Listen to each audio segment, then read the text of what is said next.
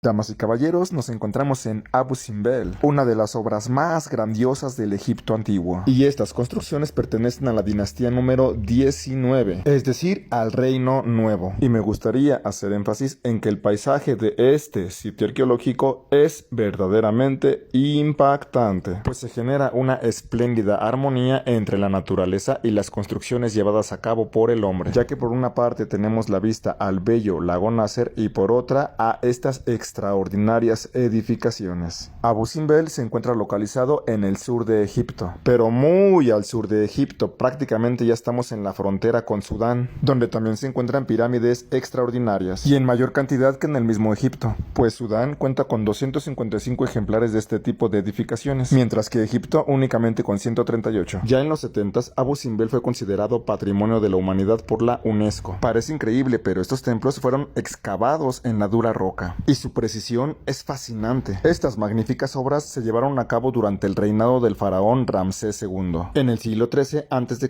como un monumento dedicado a dicho faraón y a su esposa Nefertari, para conmemorar sus victorias y asimismo mostrar su poder a sus vecinos nubios. Pero eso es solamente una parte muy, pero muy exotérica, ya que si realmente queremos vivir la experiencia espiritual de este sagrado lugar, tenemos que penetrar más en su sentido esotérico, pues en este santuario también se le dedicaba culto a Ra, Amón y Ptah, magnificentes deidades del antiguo Egipto. Ra era sumamente venerado en Heliópolis, Amón en Tebas y Ptah en Memphis, y al lado de ellos se representa a Ramsés II como el cuarto gran dios de Egipto. Sabemos que esto puede ser posible por medio de la autorrealización íntima del ser, pero es algo que requiere demasiado trabajo interior, y en el antiguo Egipto contaban con las claves para poder realizar la gran obra, mismas que se encuentran aquí, grabadas en estos espléndidos centros ceremoniales. Los sacerdotes de Egipto, nos dicen los autores griegos, tenían tres maneras de expresar su pensamiento. La primera era clara y sencilla, la segunda simbólica y figurada, y la tercera sagrada y jeroglífica. La misma palabra tomaba el sentido propio, figurado o trascendente. Tal era el genio de su lengua. Heráclito ha explicado perfectamente esa diferencia designándola por los epítetos de hablada, significativa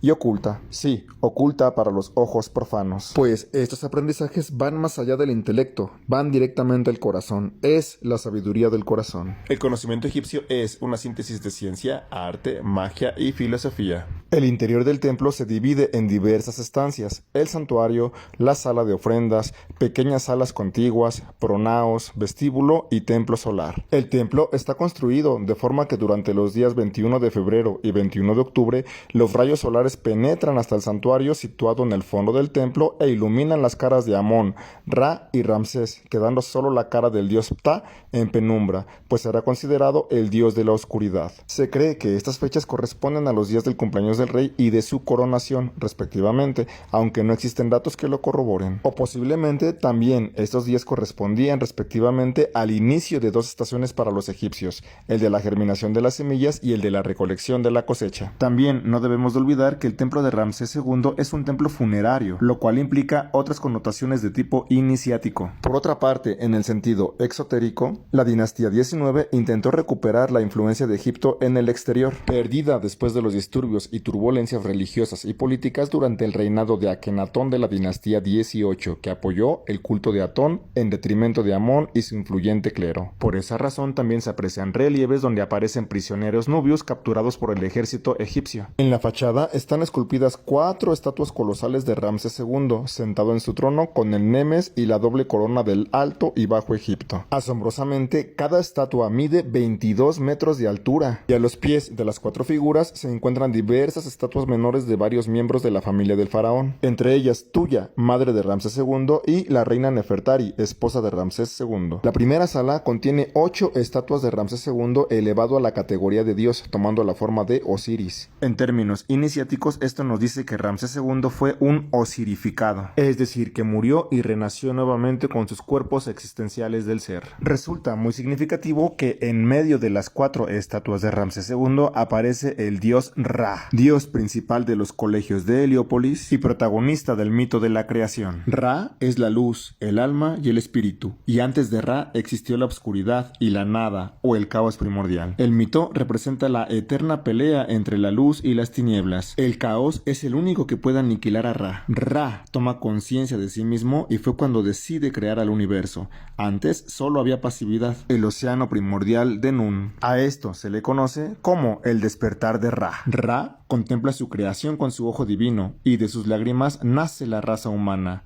Son lágrimas de alegría. Por lo tanto, el hombre tiene esencia divina. Su mónada es eterna y resulta maravilloso ver cómo Ra contempla su creación a partir de su extraordinaria escultura en el gran templo de Abu Simbel. Y muy cerca de ahí tenemos al llamado Templo Menor, que también está adornado con colosos en la parte frontal, 4 de ellos dedicados a Ramsés II y 2 a su esposa Nefertari. Estos tienen una altura de 10 metros. Cosa muy interesante es que se le da una especial importancia a la igualdad de la reina y del rey, pues ambos aparecen prácticamente del mismo tamaño, representando un perfecto equilibrio. De hecho, este templo está dedicado a su esposa, la reina Nefertari. Por esa razón, en su interior aparecen representaciones de la diosa Hathor, dándole mucha importancia al eterno femenino. En Egipto, la balanza estaba bien equilibrada. Había reyes y reinas, sacerdotes y sacerdotisas. De hecho, este lugar estaba consagrado a la diosa Hathor mucho antes de que se construyeran estos templos del Reino Nuevo. Y por lo que se cree, fue elegida por Ramsés II justamente por esta razón. Interesante es saber que ambos templos están orientados hacia el este. Sí, hacia el oriente. Por otra parte, algo que no me agrada de la dinastía número 19 de Egipto es que en ese tiempo se pasó de una servidumbre con muchos derechos a una esclavitud inhumana, donde se llegó a marcar a los esclavos egipcios con metales encendidos. Por otro lado, fue Giovanni Belzoni quien excavó y desenterró por primera vez Abu Simbel. Y probablemente también saqueó parte de estos templos, pero lo que es un hecho es que sin su descubrimiento no hubiéramos podido estudiar este grandioso conocimiento, con sus dioses protectores y sus símbolos de poder, que ayudaron a Ramsés II a enfrentarse al ejército hitita, defendiéndolo en la batalla para finalmente otorgarle la victoria. Así de impresionante es Abu Simbel, con sus estatuas y templos que fueron esculpidos en una colina rocosa, pues recordemos que el Alto Egipto es una zona montañosa, a diferencia del Bajo Egipto, donde el Nilo desemboca en el Mediterráneo. En la década de 1960, el gobierno egipcio planeó la construcción de la presa de Asuán en el Nilo, cosa que habría sumergido ambos templos, así como otras estructuras circundantes como el templo de Filé. Y por esa razón se llevó a cabo la enorme empresa de desmantelar ambos templos y trasladarlos 65 metros más arriba, a una llanura sobre los acantilados bajo los que se encontraban antes, donde fueron reconstruidos a 210 metros al noroeste de su emplazamiento original.